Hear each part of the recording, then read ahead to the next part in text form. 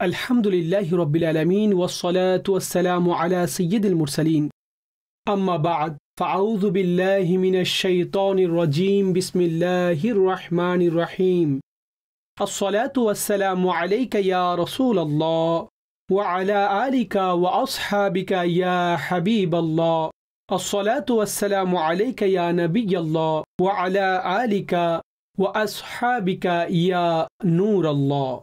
মাদানী চ্যানেলের দর্শক অনুষ্ঠান শানে নজুলে আপনাদেরকে স্বাগতম জানাচ্ছি। আল্লাহ রাব্বুল আলামিন আমাদের সকলকে কুরআনে মাজিদ ফুরকানে হামিদের শিক্ষার উপরে আমল করার তৌফিক দান করুন। শুরুতে দরুদে পাকের ফজিলত। আমাদের প্রিয় রাসূল সাল্লাল্লাহু আলাইহি ওয়া আলিহি ওয়াসাল্লাম ইরশাদ করেছেন, ইন্না মিন আফদালি আইয়ামিকুম ইয়াউমাল জুমআ। ইরশাদ করলেন যে তোমাদের দিনসমূহের মধ্যে সবচাইতে উত্তম দিন জুমার দিন। ফিহি খুলিকা আদম, এই দিনে আদম আলাইহিস সালামকে সৃষ্টি করা হয়েছে। ওয়া ফিহি নাফখা ওয়া ফিহি সাকা, ইরশাদ করা হয়েছে যে এই দিনে সিংহায় ফুঁক দেওয়া হবে আর কিয়ামত ও আসবে, সেটা জুমার দিনে আসবে। তো এটা জুমার গুরুত্বকে বর্ণনা করার সাথে সাথে অতঃপর যে আমল বর্ণনা করা হয়েছে যে ফাআকসিরু আলাইয়া মিনাস সালাতি ফিহি, যে তোমরা অধিক হারে জুমার দিন আমার উপর দরুদ পাঠ করো, অধিক হারে দরুদ পড়ো। ফাইন্না সালাতাকুম মা'রুদাতুন আলাইয়া, যে নিঃসন্দেহে তোমাদের দরুদ সেটা আমার কাছে পেশ করা হয়ে থাকে। ফাকাল রাজুলুন, এক ব্যক্তি আরজ করলেন, ইয়া রাসূলুল্লাহ সাল্লাল্লাহু আলাইহি ওয়া আলিহি ওয়াসাল্লাম, কাইফা তু'রাদু সালাতুনা আলাইকা ওয়া কাদ আরামতা, যে আমাদের দরুদ কিভাবে আপনার কাছে পেশ করা হবে। দুনিয়া থেকে আপনি পর্দা করে নেবেন আর আপনার একটি সময় অতিবাহিত হয়ে যাবে, অনেক সময় অতিবাহিত হয়ে যাবে, তো কিভাবে আপনার উপর আমাদের এই দরুদ পেশ করা হবে।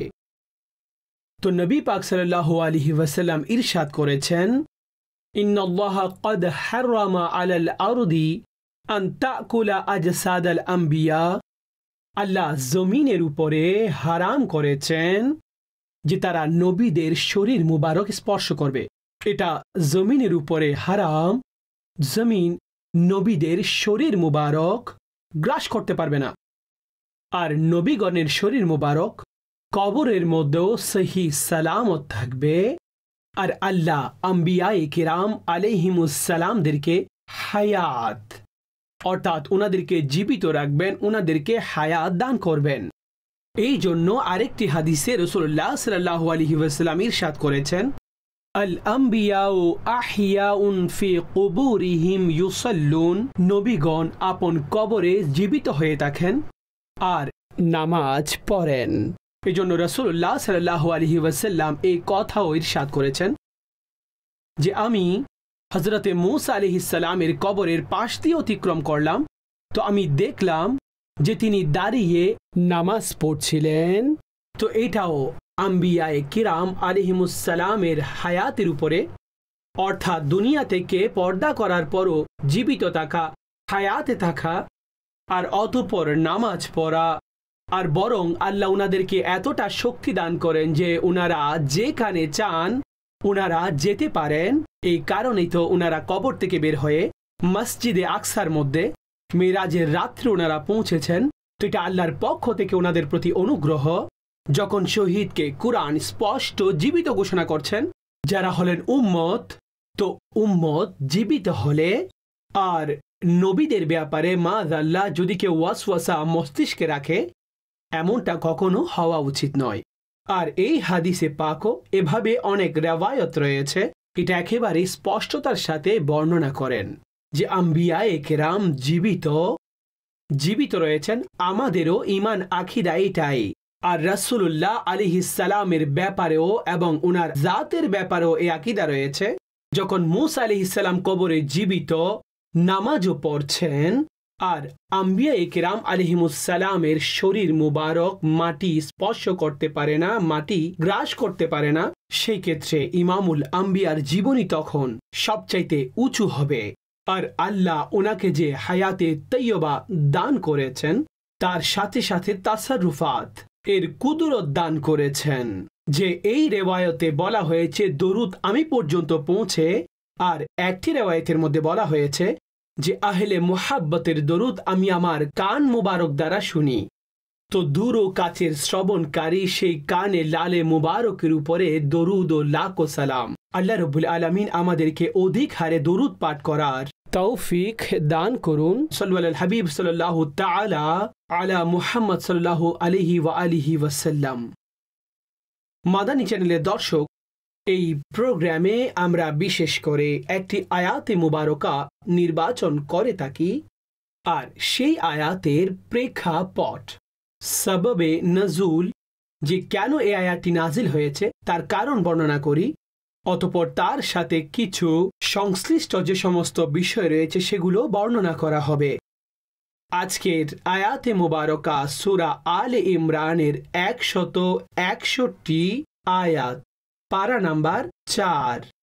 আল্লাহ রাব্বুল আলামিন ইরশাদ করেন, ওয়ামা কানা লিনাবিয়্যিন আন ইয়াগুল্লা ওয়ামান ইয়াগলুল ইয়াতি বিমা গাল্লা ইয়াওমাল কিয়ামা সুম্মা তুওয়াফা কুল্লু নাফসিম মা কাসাবাত ওয়া হুম লা ইউযলামুন। ইরশাদ করেছেন, আর কোন নবীর খিয়ানত করা সম্ভবই নয়, আর যারা খিয়ানত করে কিয়ামতের দিন তারা সেটা নিয়ে উপস্থিত হবে যে ব্যাপারে তারা খিয়ানত করেছে। অতঃপর প্রত্যেক ব্যক্তিকে তার আমলের পরিপূর্ণভাবে বদলা দেওয়া হবে, আর জুলম করা হবে না। এখান থেকে একটি স্পষ্ট আকীদা আমাদেরকে বুঝতে হবে। আর নবী পাক আলাইহিস সালামের শানও, বরং সমস্ত আম্বিয়ায়ে কেরাম আলাইহিমুস সালামের ব্যাপারে যে আকীদা রয়েছে, আকীদা স্পষ্টভাবে এটাই যে আম্বিয়ায়ে কেরাম ওনারা মাসুম। উদ্দেশ্য, ওনাদের কাছ থেকে গুনাহ প্রকাশ পাওয়া এটা সম্ভব নয়। ওনারা গুনাহ থেকে একেবারে মাসুম। আম্বিয়ায়ে কেরাম আর আল্লাহর ফেরেশতাগণ ওনারা মাসুম। ওনারা ছাড়া কেউ মাসুম নন, আর কারো ব্যাপারে মাসুমের আকীদা নেই। এখানে এটা বলা হয়ে থাকে, চাই সেটা সাহাবায়ে কেরাম আলাইহিমুর রিদওয়ান হোক, আহলে বাইতে আতহার হোক, আর অন্যান্য সালেহিনগণ হোক, আউলিয়ায়ে কেরাম হোক, ওনাদের ব্যাপারে যে আল্লাহ আপন রহমতে ওনাদেরকে মাহফুজ করেছেন।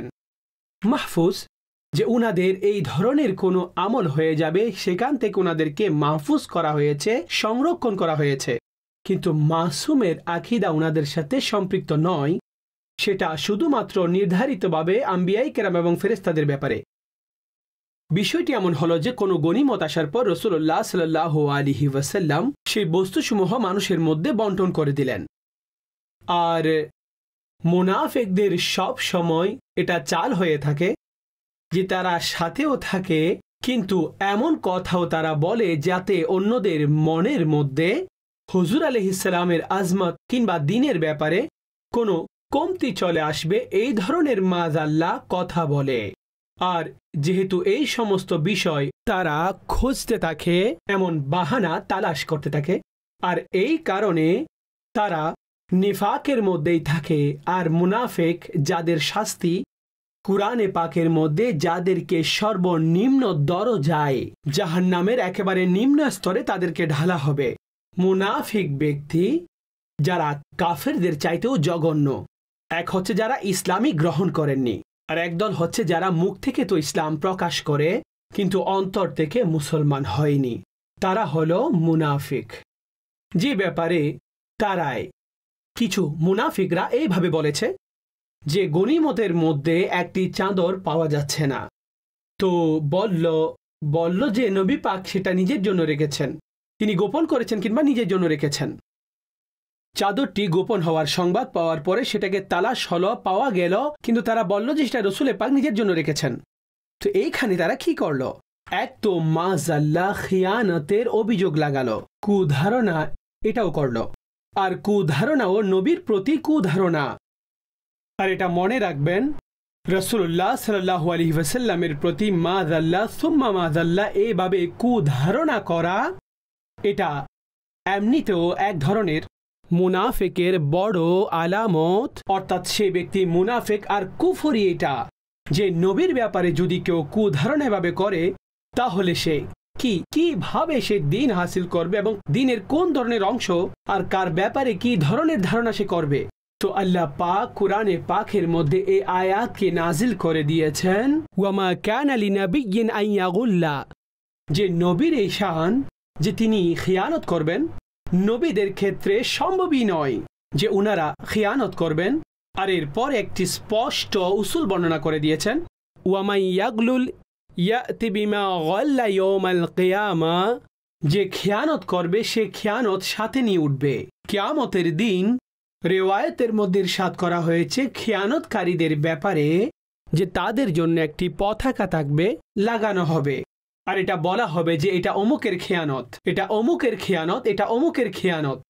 যারা মানুষকে ধোঁকা দেয়, মানুষের জন্য বাধা হয়, খেয়ানতকারী হয়ে যায়, তার সম্পদের মধ্যে খেয়ানত করছে, তো কিয়ামতের দিন সে সেই পতাকার সাথে উঠবে যেখানে লেখা থাকবে এই ব্যক্তি হাইন, সে খেয়ানতকারী।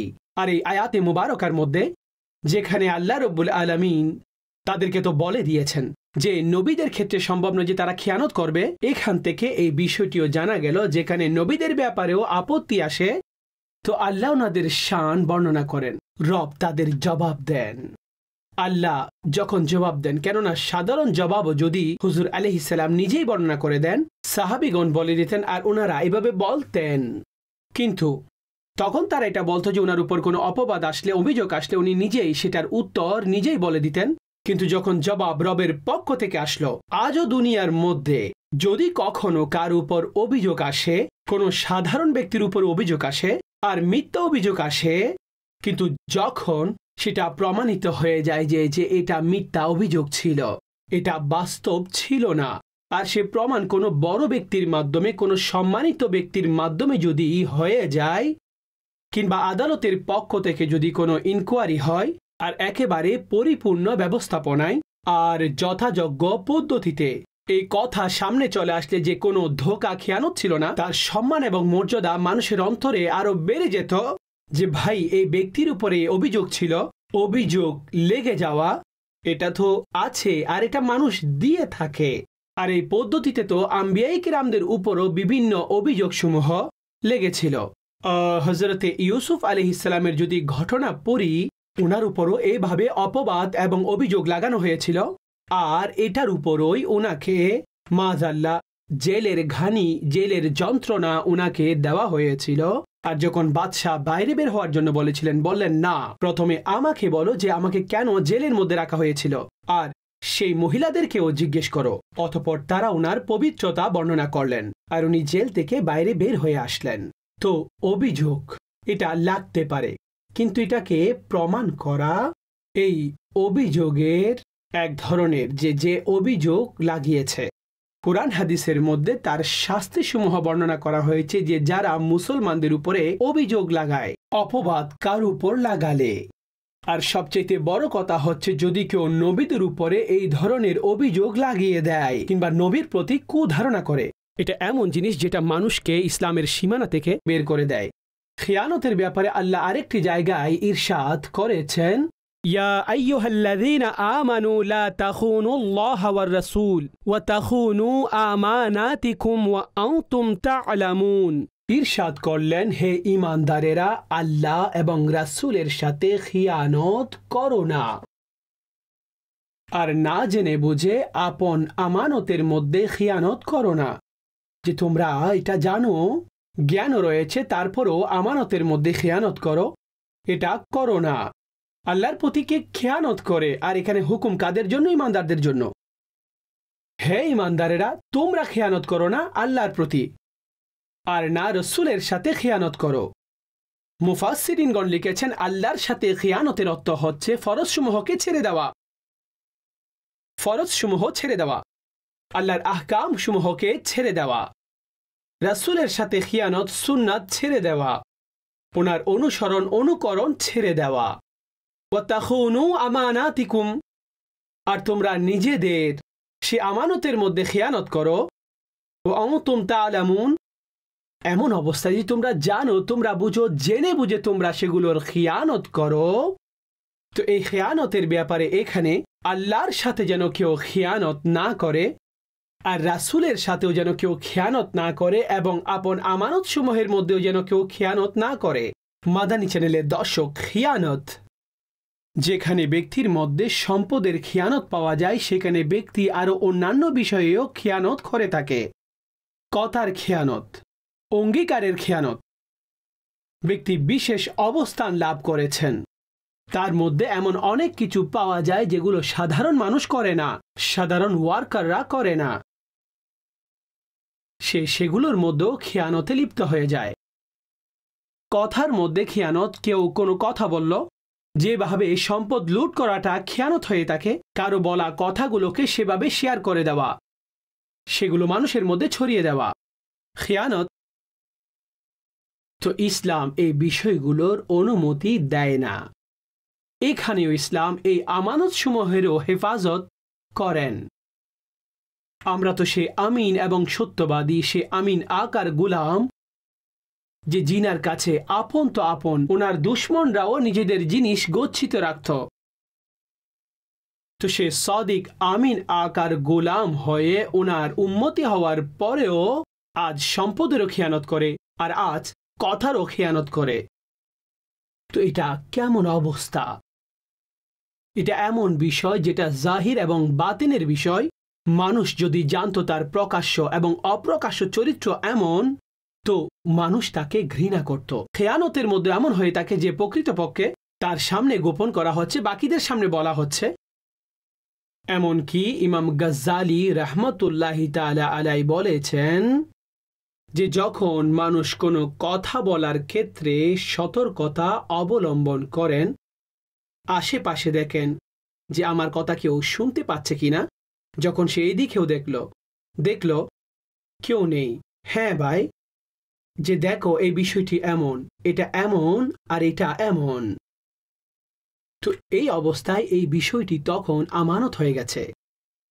যদিও বা সেই ব্যক্তিকে বলেনি যে এই কথাটি কাউকে বলো না, অথবা এটা আমার আমানত তোমার কাছে, নাও বললে তখন এটা আমানত হয়ে যাবে, কারণ তিনি কথা বলার সময় এমন সতর্কতা অবলম্বন করেছেন। কিন্তু আমাদের এখানে তো আশ্চর্য কালচার, আজব অবস্থা।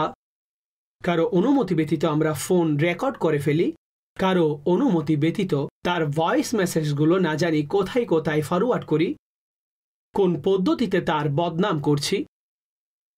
স্বামী স্ত্রী অনেক সময় একে অন্যের বিষয়াদিতে খিয়ানতের মধ্যে পড়ে যায়। উত্তম নারী, উত্তম স্ত্রী হচ্ছেন যার গুণাবলী রেওয়ায়েতের মধ্যে বর্ণনা করা হয়েছে, আর সেই রেওয়ায়েত সমূহের মধ্যে একটি হচ্ছে সে খিয়ানত করবে না, আপন ইজ্জত আবরুর হেফাজতকারিনী, স্বামীর অনুপস্থিতিতে ওনার সম্পদগুলো সংরক্ষণকারিনী। এটা ওনার ব্যাপারেই ভাবে বলা হয়েছে। অনুরূপভাবে পুরুষের ওই বিষয়গুলো খেয়াল রাখতে হবে। আমরা আজ কোনো প্রতিষ্ঠানে চাকরি করছি, কালকে চলে গেলে তাহলে কি তার রাজগুলো আমরা ফাঁস করে দিব? না, তখনও তার খেয়াল রাখতে হবে। চাকরি শেষ হয়েছে, কিন্তু এমনটা নয় যে সব বিষয় মিথ্যা কথার মাধ্যমে অভিযোগ দায়ের করবে। স্বামী স্ত্রী পরস্পরের মধ্যে ভালো রয়েছেন, কিন্তু তালাক হয়ে যায়, যদি আল্লাহ না করুক এমন কোনো বিষয় হয়ে যায়, তো তারা সমস্ত জীবনের সবকিছু প্রকাশ করে দেয়। সে তো এমনটা করেছে, দুশ্মনী, প্রতিশোধ, না জানি সেটা কোত্থেকে শুরু হয়ে কোথায় শেষ হয়। তো মাদানী চ্যানেলের দর্শক, এটা কোনো অবস্থায় হওয়া উচিত নয়। এই ধরনের অনেক বিষয়ে আমরা গুনাহগার হয়ে যাচ্ছি আর খিয়ানতের অনুসারী হয়ে যাচ্ছি।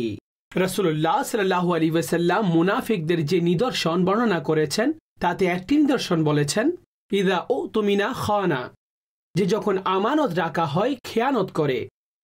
রাসূলুল্লাহ সাল্লাল্লাহু আলাইহি ওয়াসাল্লাম ইরশাদ করেন, ইযা জামা আল্লাহুল আউয়ালিন ওয়াল আখিরিন, যে যখন কিয়ামতের দিন আল্লাহ যে আগের পরের সবাইকে একত্রিত করে নিবেন, তো কি ইরশাদ করলেন সে সময় কি হবে? যখন একত্রিত সবাইকে করবেন, ইউরফাউ লিকুল্লি গাদিরিন লিওয়াহ, প্রত্যেক ধোঁকাবাজদের জন্য, খেয়ানতকারীদের জন্য বললেন যে একটি পতাকা স্থাপন করা হবে আর বলা হবে হাযিহি গদরাতু ফুলান ইবনে ফুলা, এটা অমুকের সন্তান, অমুকের ধোঁকা, এটা তার খেয়ানত, এটা তার খেয়ানত। তো আল্লাহর জন্য এই বিষয়গুলোকে খেয়াল রাখতে হবে। হযরত আলী রাদিয়াল্লাহু তাআলা আনহু বর্ণনা করেন যে রাসূলুল্লাহ সাল্লাল্লাহু আলাইহি ওয়াসাল্লাম ইরশাদ করেছেন, সালাসুন লাইসা লিআহাদিম মিনান নাসি ফীহিন্না রুখসাতুন, বললেন যে তিনটি বিষয় এমন রয়েছে যেগুলোতে কোনো ছাড় নেই, কারো জন্যই কোনো সুযোগ নেই। সেই তিনটি বিষয় কি? বললেন যে বিরুল ওয়ালিদাইনি মুসলিমান কানা আও কাফিরান, আপন মা বাবার সাথে উত্তম ব্যবহার করা, চাই তারা মুসলমান হোক কিংবা কাফের হোক। মা বাবা কাফের হলে তো তাদের সাথেও দুনিয়াবি বিষয়সমূহের মধ্যে উত্তম পদ্ধতিতে ভালোভাবে থাকার, এটা আমাদের দ্বীন আমাদেরকে শিক্ষা দিয়েছেন।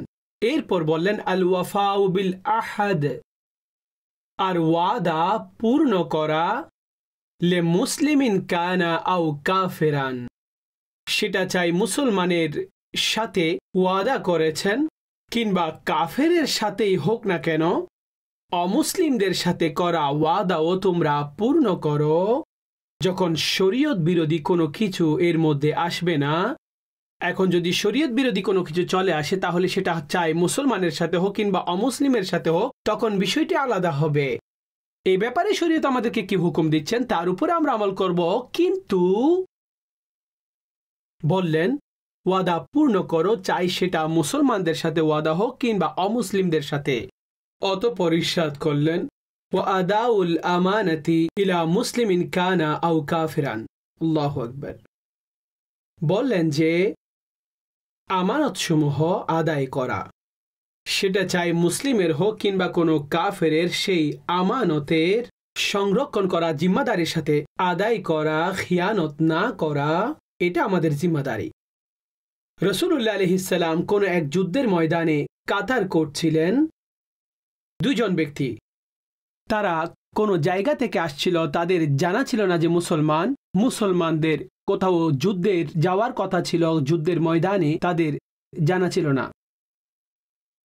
তাদেরকে কাফেরেরা পাকড়াও করলো, বলল তোমরা মুসলমানদের সাহায্য করতে যাচ্ছ? তারা বলল না না, আমরা এমনিতে যাচ্ছি। তারা বলল যে এমনিতে যাচ্ছ, তাহলেই ওয়াদা করো যে তোমরা সামনে গিয়ে আমাদের বিরুদ্ধে যুদ্ধ করবে না, লড়াই করবে না, মুসলমানদের সাহায্য করবে না। তারা বলল যে করলাম ওয়াদা করে নিল। এখন তারা সামনে গিয়ে দেখতে পেলেন রাসূলুল্লাহ সাল্লাল্লাহু আলাইহি ওয়াসাল্লাম ময়দানে রয়েছেন, কাতার করছিলেন, এই সব কিছু করছিলেন। তো বললেন, আরজ করলেন, মাসলা জিজ্ঞেস করলেন। তারা বলল আমরা ওয়াদা করেছি, আমরা ওয়াদা করে এসেছি। তো রাসূলুল্লাহ আলাইহিস সালাম বললেন তোমরা তোমাদের ওয়াদাসমূহ পূর্ণ করো, নিজেদের ওয়াদা পূর্ণ করো, আর মুসলমানদের কাতার থেকে তোমরা আলাদা হয়ে যাও। এটা হুজুর সাল্লাল্লাহু আলাইহি ওয়াসাল্লাম শিক্ষা দিয়েছেন। তো খিয়ানত কিংবা ওয়াদা খিলাফ করা, এটা একেবারে শরীয়তের পছন্দনীয় নয়, এটা খারাপ আমল, এটা বদ আমল। খেয়ানতের বিভিন্ন কারণ রয়েছে। নিয়ত ভালো নয়, নিয়তের মধ্যে লালসা রয়েছে, লোভ রয়েছে, তাহলে মানুষ অবশ্যই খেয়ানতের দিকে যাবে। চাই মাপঝোপের মধ্যে খেয়ানত করবে, খাবার দাবারের বস্তুর মধ্যে খেয়ানত করবে, কর্মচারীরা আপন কাজের মধ্যে খেয়ানত করবে। যখন নিয়ত যথার্থ হবে না তখন খেয়ানতের দিকে যাবে। তাওয়াক্কুল মজবুত না হলে, আল্লাহর উপর পুরো তাওয়াক্কুল না থাকলে, পরিপূর্ণ তাওয়াক্কুল না থাকলে মানুষ খেয়ানতের দিকে যাবে।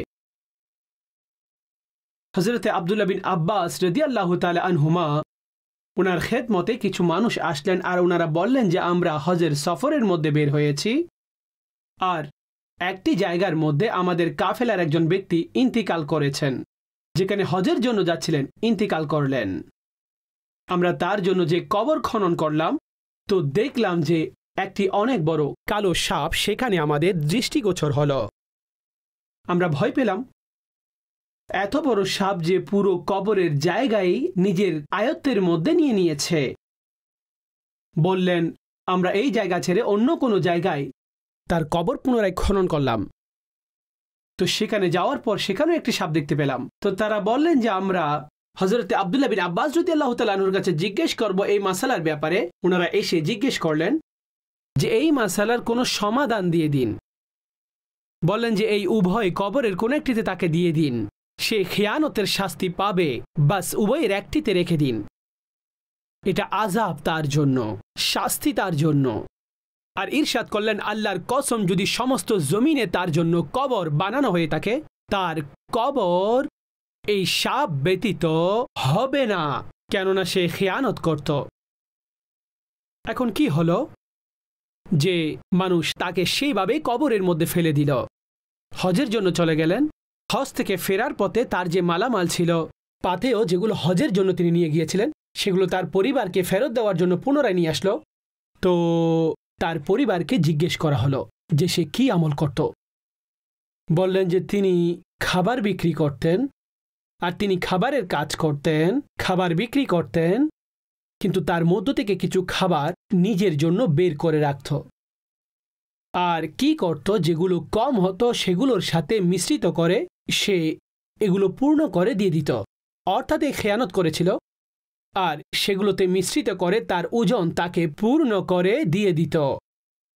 আজ অনেক জায়গায় মানুষ এটা চিন্তা করে যে 2 প্লেটে আমার কি হবে, এই এতটুকু চুরি করলে আমার আর কি হবে, এতটুকু তো আমি দিচ্ছি।